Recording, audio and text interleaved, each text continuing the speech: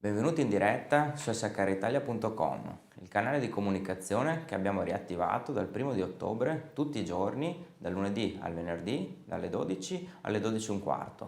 15 minuti per fare il punto sulle novità e sulle cose che stanno cambiando sul mondo del lavoro. 15 minuti di notizie, aggiornamenti, approfondimenti e spunti. Come sempre la nostra diretta è divisa in 3 parti, la prima dedicata a tutte le novità dell'ultima ora. Nella seconda daremo risposta ad alcune delle domande che giungono nel nostro portale espertolavoro.com e infine nella terza parte spazio a storie, interviste e pillole di lavoro. Ma cominciamo dall'ultima ora. Zone gialle, arancioni e rosse. Rispetto alla prima suddivisione territoriale introdotta contestualmente al DPCM del 3 novembre 2020, è entrato in vigore il 6 di novembre, come sappiamo a partire da ieri, mercoledì 11 novembre, tramite una nuova ordinanza del Ministro della Salute sono diventate zona rossa tutta la provincia autonoma di Bolzano e sono diventate zona arancione la Liguria, la Toscana, l'Abruzzo, l'Umbria e la Basilicata. Questa ad oggi è la suddivisione attualmente vigente. Nelle prossime ore ci sono però 4 regioni in bilico, sono il Veneto, il Friuli Venezia Giulia e l'Emilia Romagna, che dovrebbero passare in zona arancione, e c'è poi la Campania che potrebbe passare addirittura in zona rossa. Staremo a vedere nelle prossime ore se ci sarà un nuovo decreto del Ministero della Salute che sancirà questo passaggio di zona, diciamo così, delle regioni citate, o se invece si passerà addirittura, come prospettato da alcuni, ad un lockdown totale a partire dalla giornata di lunedì. Incentivo Io Lavoro, l'INPS con un messaggio di ieri, 10 novembre 2020, è il numero 4191, ha fornito dei chiarimenti. Questa vicenda è paradossale e se vogliamo anche un po' emblematica, perché come vi ricorderete questo incentivo era stato introdotto addirittura da un decreto direttoriale dell'ANPAL di febbraio di quest'anno. A fine ottobre, ne abbiamo dato conto in una delle puntate della scorsa settimana, sempre qui in diretta, l'INPS aveva finalmente emanato la circolare operativa per la concreta fruizione di questa misura. Bene, a distanza di una manciata di giorni, si può dire, ieri l'INPS esce con un nuovo messaggio comunicando e avvisando che a causa del mancato aggiornamento degli archivi dell'ANPAL in riferimento allo stato di disoccupazione, alla certificazione dello stato di disoccupazione dei lavoratori potenzialmente beneficiari della misura agevolata, viene sostanzialmente sospesa la verifica del requisito della certificazione dello stato di disoccupazione, il requisito necessario per il datore di lavoro per poter accedere al beneficio in riferimento al lavoratore che ha assunto o trasformato a tempo indeterminato nel corso del 2020. Pertanto l'incentivo sostanzialmente è momentaneamente bloccato a livello operativo e l'INPS stesso comunica agli utenti e ai datori di lavoro che hanno già inviato la domanda che laddove appunto trovino in corrispondenza della loro istanza sul portale telematico INPS uno stato domanda KO non accolta, domanda non accolta, significa che appunto c'è questa sospensione in attesa di verifica degli archivi ANPAL circa la certificazione dello stato di disoccupazione dei soggetti e non appena questa verifica, questo aggiornamento degli archivi sarà terminato, il datore di lavoro potrà effettuare, attenzione, una nuova domanda, quindi lo sblocco non sarà automatico, almeno questo ad oggi dice l'INPS nel messaggio di ieri. Il datore di lavoro potrà presentare una nuova domanda e quindi richiedere la fruizione dell'incentivo. Precisa l'INPS che comunque verrà mantenuto il criterio cronologico di presentazione della prima istanza, prima di questo blocco, diciamo così, sospensivo della procedura, e pertanto il datore di lavoro non verrà quantomeno pregiudicata la sfera temporale con cui si era prenotato per beneficiare dell'incentivo in questione. Speriamo che la disfunzione venga risolta in tempi brevi e che le verifiche possano terminare per dare poi corso alla concreta fruizione di questo incentivo. Sempre l'INPS, con messaggio 11 novembre 2020 al numero 4222, ha operato un rinvio dei termini decadenziali di presentazione delle domande di cassa relative a periodi di cassa la cui domanda scadeva, il termine di presentazione della domanda scadeva nel periodo compreso tra il 1° e il 30 di settembre. C'è tempo fino al 15 di novembre, dice l'INPS, per effettuare queste domande di cassa qualora il datore di lavoro non vi avesse ancora provveduto.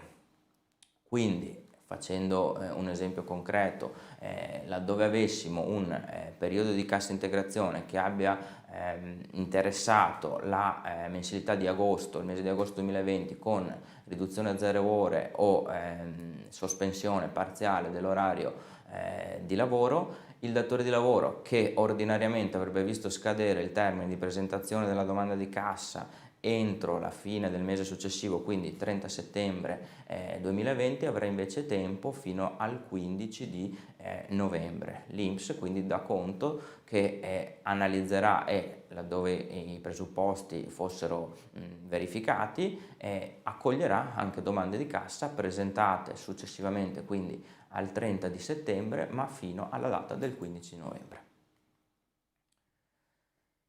Decreto ristori bis, sono molti purtroppo i dubbi che ancora permangono in riferimento alla gestione, soprattutto operativa, delle nuove settimane di cassa integrazione introdotte dal decreto ristori.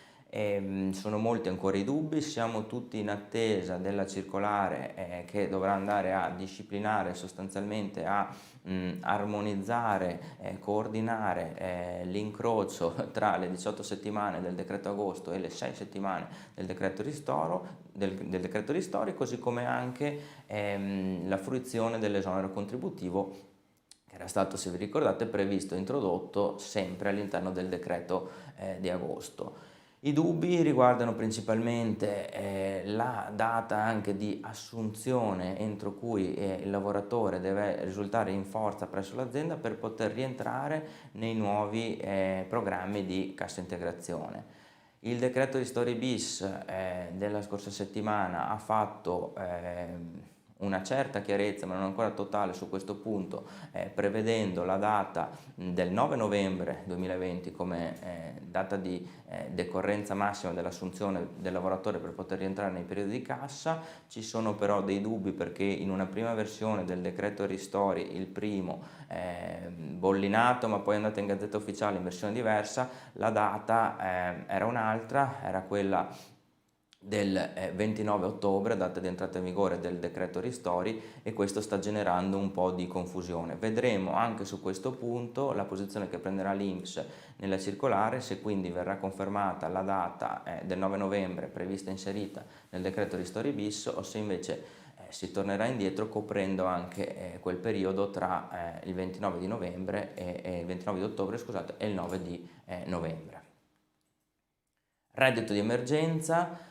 Con un comunicato stampa l'INPS ha reso noto che a partire dal 10 novembre è possibile ottenere le ulteriori 2 mensilità di reddito di emergenza, novembre e dicembre 2020, introdotte dal decreto ristori.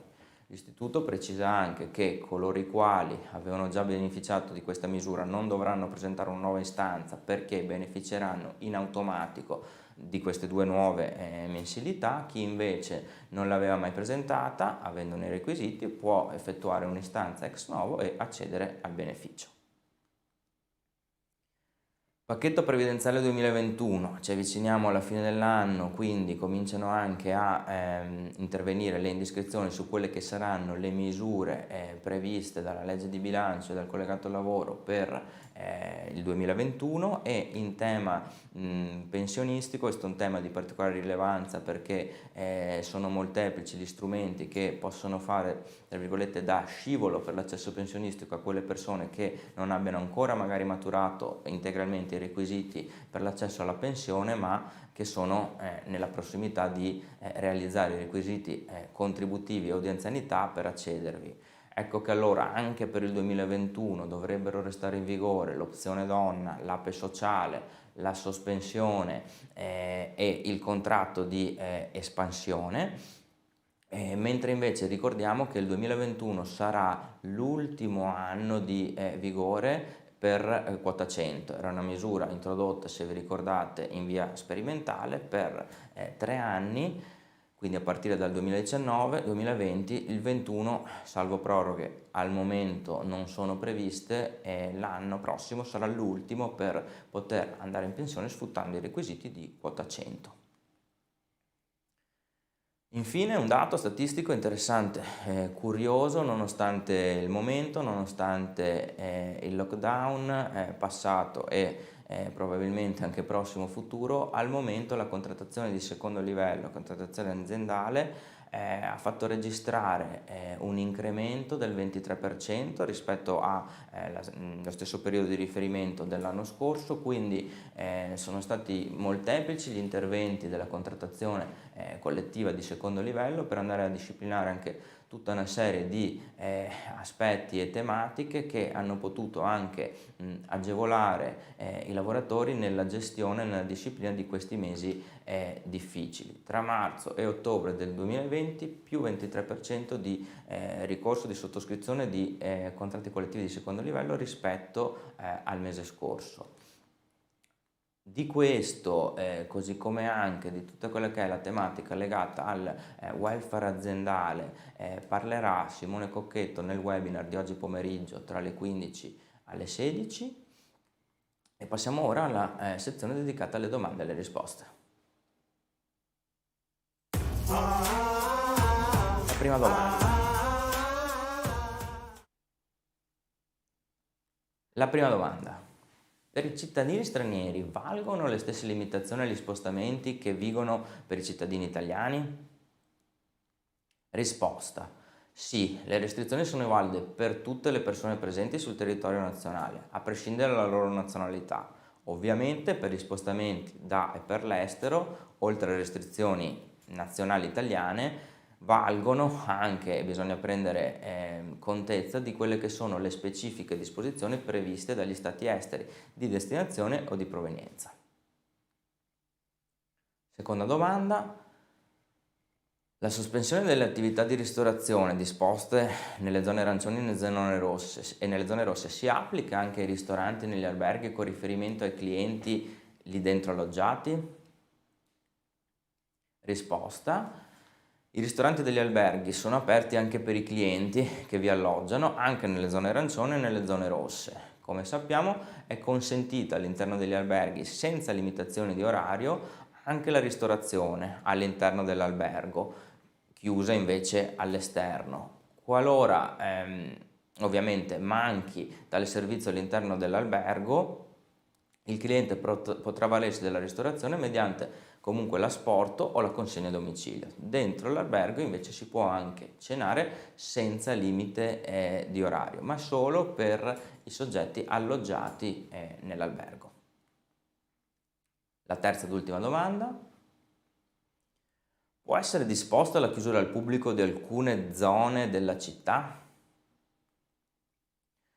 La risposta è sì, l'ultimo DPCM infatti prevede che strade e piazze di centri urbani dove possono crearsi degli assembramenti possono essere chiuse per tutta la giornata o per specifiche fasce orarie. È una delle misure di cui si sta parlando ad esempio in riferimento al prossimo weekend, fino a quando non saranno elaborati i nuovi dati provenienti dalle regioni circa l'andamento dell'emergenza, per tamponare eventuali situazioni transitorie o di pericolo di assembramento in vista di una decisione definitiva circa un eventuale lockdown nazionale o una nuova classificazione delle regioni all'interno delle zone gialle, arancioni e rosse.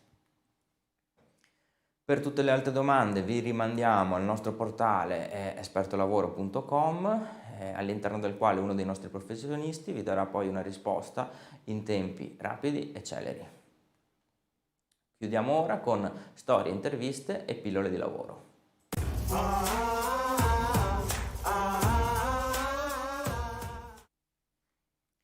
Vi rimandiamo anche oggi al nostro magazine laborability.com, all'interno della quale troverete un'ampia e dettagliata guida con tutti i requisiti e i presupposti per accedere al contributo a fondo perduto introdotto per ristorare, diciamo così, le aziende colpite dal lockdown.